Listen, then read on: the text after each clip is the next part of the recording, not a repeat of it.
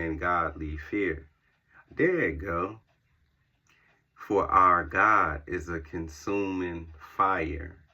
So when we read in Revelations 19 and it say his eyes was as a flame of fire, and on his head were many crowns, and he had a name because on his head was many crowns, because he the King of kings, the Lord of lords. But his eyes were as a flame of fire. If we look at Hebrews 12:29, it say, for our God is a consuming fire.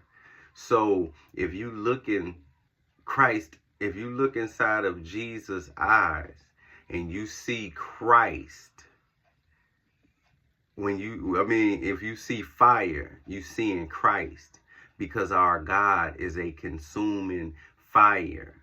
So that's the correlation with his eyes were as a flame of fire. I heard brothers say, no, he said that you won't see him drink from the fruit of the vine no more until he in the kingdom. So in other words, you trying to say Jesus drunk off wine. You trying to say Christ is drunk off wine. God is a spirit. So his Christ is a spirit.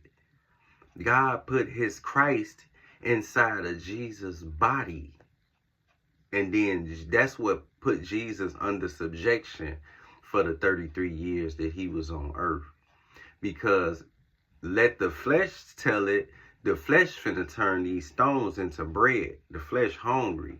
The flesh want that cup to pass him because he fell in love with what's going on. He fell in love with his disciples. He fell in love with, his experience that he was having in the world.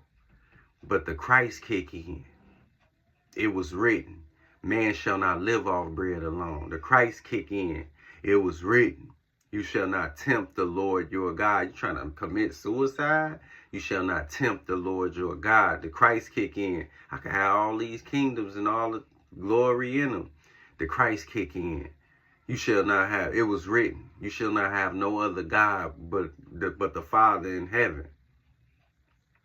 You got to know what's written. If you don't know what's written, then you're not going to be able to cast down the imaginations. See, the weapons of our warfare are not carnal, but they are mighty through God to the pulling down of strongholds, casting down imaginations and every high thing that exalts itself against the knowledge of God, bringing into captivity every thought to the obedience of Christ. It's a difference